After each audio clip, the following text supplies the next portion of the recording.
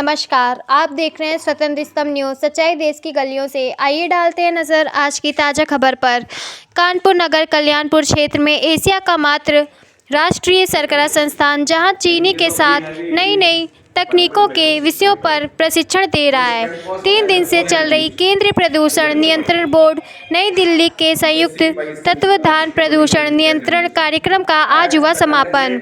Media प्रभारी Shri A.K. Pandey ji की विज्ञप्ति के अनुसार कार्यक्रम के रसायन दिवस पर समन्वयक व जैव रसायन अनुभाग प्रमुख प्रोफेसर डॉक्टर सीमा परोहा आचार्य जैव रसायन ने प्रदूषण को नियंत्रण की जानकारी दी। प्रोफेसर परोहा ने कहा, हवा, पानी, प्रकाश हमको प्रकृति द्वारा अनुपम उपहार मिला है। अगर हम इससे मुंह मोड़ते हैं तो हम सबको दुष्परिणाम भुगतना होगा। प्रदूषण नियंत्रण ही हम सबकी जिम्मेदारी है। नियंत्रण बोर्ड जैसी नियंत्रक कार्यकारी संस्था तब तक सफलता नहीं मिल सकती जब तक हम सबको अपने दायित्व का एहसास नहीं होता। संस्थापक संस्थान के सहायक आचार्य अभियंत्रिकी श्री संजय चौहान ने चीनों, मिलों व आसवनियों में स्पेंट वॉश के ट्रीटमेंट तकनीकी सार्थक वक्तव्य दिया। सत्र के तीसरे व्याख्यान में श्री विनायक कुमार सहायक आचार्य विनय कुमार सरकरा अभियंत्रिकी ने बिना किसी अतिरिक्त प्रदूषण वृद्धि हैवी मोलासेस से इथेनॉल के उत्पादन पर चर्चा की। डॉक्टर अनंत लक्ष्मी रंगनाथन सहायक आचार्य ने जैव रसायन ने ग्रेड बेस्ड इकाइयों की कार्यप्रणाली पर वार्ता की। समापन दिवस के आखिरी वक्ता डॉक्टर सुधांशु मोहन कनिष्ठ वैज्ञानिक अधिकारी जी ने उद्बोधन में उत्प्रवाह में निकले जल में न केवल COD, BOD, pH, TSS, TDS, तेल, ग्रीस अनेक कारकों पर प्रयोग कराया।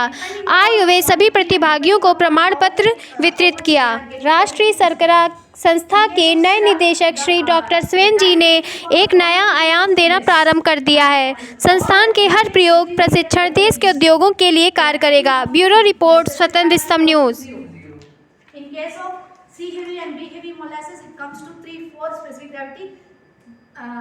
That is the TRS is remaining in that. They are not able to convert entirely. But in case of syrup, they are eating completely and converting them into ethanol.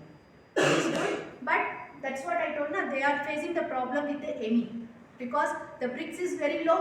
That much they have to evaporate from the 5%. They have to take it to the 55 to 60%. So that is the problem they are facing. Wastewater which is coming out from the distillery after stripping of the alcohol from the columns. So it is very dangerous for the environment point of view. If we left it without treated and thrown out outside, then it will spoils the earth environment as well as the water also. So it is necessary, it should be treated and should not be go outside the distillery. So how we treat it and what is the logic behind this, I will see here today. You know the bodies or equipment which are being used for the treatment of the spent wash is the multiple effect evaporator. The idea comes multiple effect evaporator and it is given by the Norbert Relics, who is an American of French origin and introduced this idea in 1844 in Louisiana. This idea was following since the steam is used for heating the juice to evaporate the water which it contains. Why not the vapor utilized for heating the remaining part of the juice? In place of the juice, we can use another fluid or spent wash for heating. Not possible. We cannot directly send to RO. Okay, overall treatment cost. So overall treatment, I have no idea, ma'am. Actually, in general treatment, RO cost is 60 paisa per liter. Thank you, sir. 50 to 60 paisa. That varies upon the capacity and everything. So many things are there. So the treatment of the water. 50 to 60 is very less, I think. But that is only part of the treatment. उसके आगे बहुत सारा चीजें हैं. So many after treatment of that na, so RO is the last one. So इसके पहले I have told many process. You are only taking the RO process only. You are taking 50 to 65 se RO process. Only for RO. or RO For entire process. Entire process is different. 2 to 3 that depends upon the capacity of the distillery. कितना ज़्यादा पानी आ रहा है, कितना equipment treatment है, that also But नहीं होता है। वो तो 3 रुपए लेते हैं सर। वैसे बता एग्जैक्ट और निकाल पावर कितना लगा और पानी कितना लगेगा, फर्मेंटेशन में पानी कितना और पावर कितना लगेगा। फिर आपका डिस्टिलेशन में आपको स्टीम कंजम्पशन लगता है, डिस्टिल करते हैं वहाँ पर स्टीम लगेगा 2.4 मेट्रिक टन स्टीम, पावर इतना। तो ये जो रेड वाला सब टोटल है, तो ये टोटल 2.4 आपका स्टीम कंजम्पशन है, पावर 304 है और वाटर कंजम्पशन 9.5 मेट्रिक क्यूब है। और आपका जो अगर रूट आपका बायो कंपोस्टिंग रूट है तो then you will total this ऊपर वो और ये वाला टोटल करेंगे तो 4.1 मेट्रिक टन आपको स्टीम लगेगा। और ये पावर का this I have taken little on the higher side जो जनरली हम डीपीआर में देते हैं। और ये जो है आपका बायो कंपोस्टिंग कहाँ कौन कौन से प्लांट में पावर लग रहा है और कहाँ पर स्टीम लग रही है। And here is water consumption, तो कितना पानी लगेगा वो, और इसको दोनों को जोड़ेंगे तो वो पानी कितना लगेगा।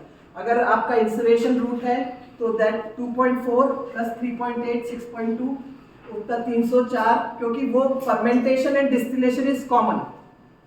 फर्मेंटेशन डिस्टिलेशन के बाद कौन सा रूट कौन ले रहा है उस हिसाब से ये स्टीम कंजम्पशन है। Any one of this will be present in the distillery, या तो बायोकंपोस्ट होगा उसके पास या इंसिनरेशन होगा। तो उसका पावर कितना होगा, स्टीम कितना होगा और वो कितना होगा वाटर कंजम्पशन।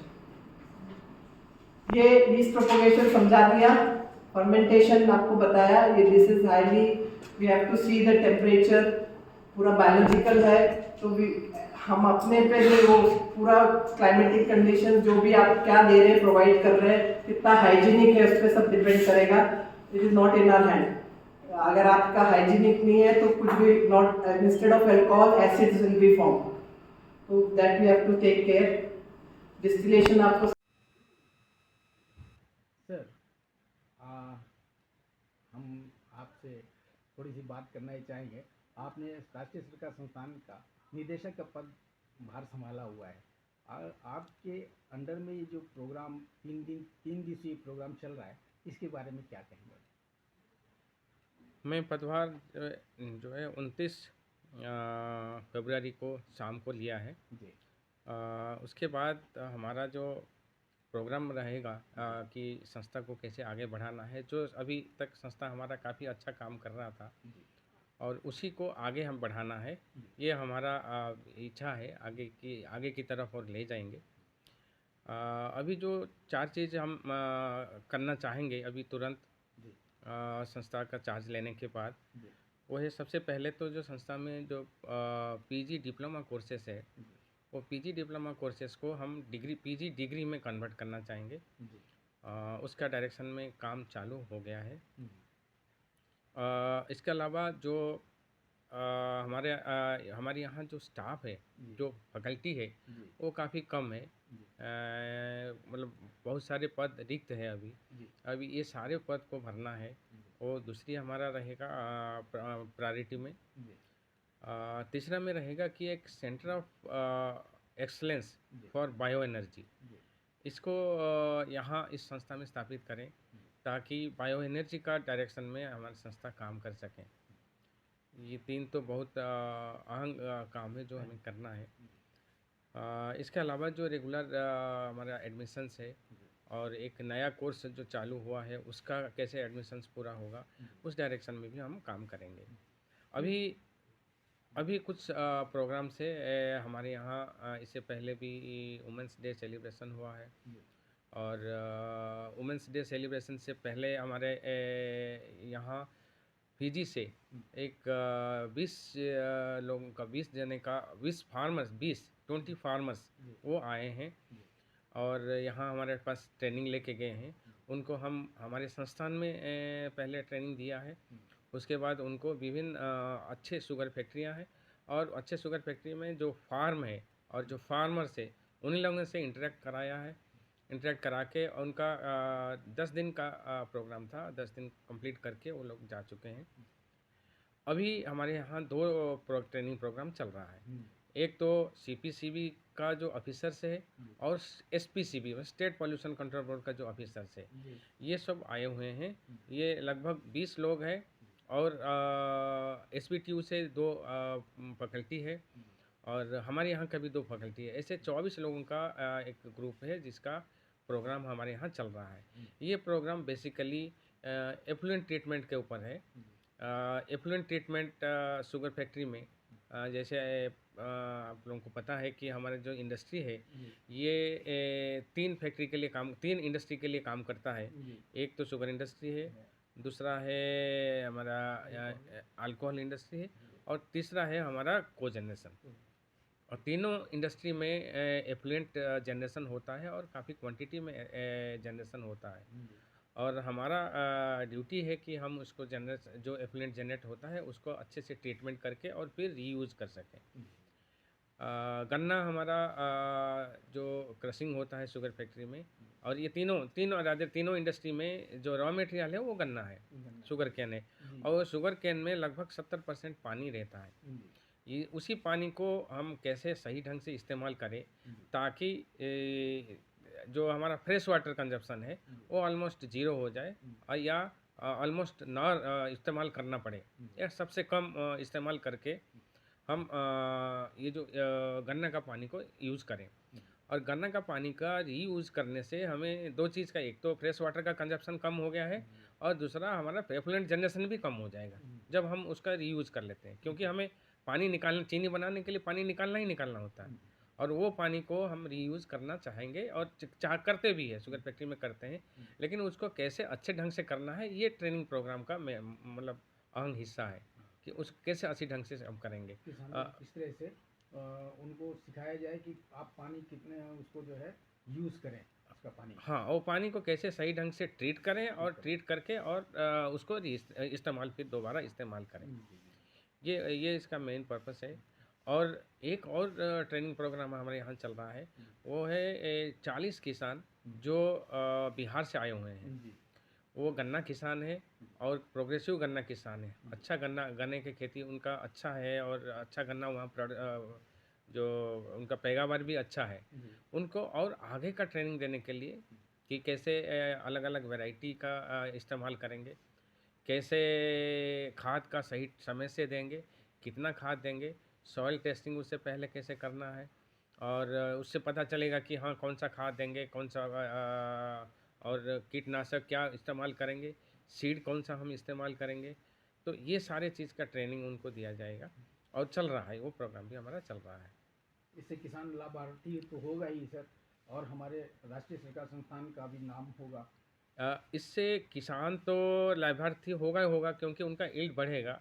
लेकिन सही ढंग से अगर ये चीज़ किया जाए, खेती सही वैरायटी इस्तेमाल किया जाए तो शुगर फैक्ट्री को भी फ़ायदा होगा और फैक्ट्री को जब फ़ायदा होगा तो उसका हिस्सा ज़रूर किसान भी बनते हैं। उनका टाइमली पेमेंट भी हो जाता है और उनको सही ढंग से उनका गन्ना का रेट भी मिलता है। चलिए, बहुत बहुत धन्यवाद। Thank you.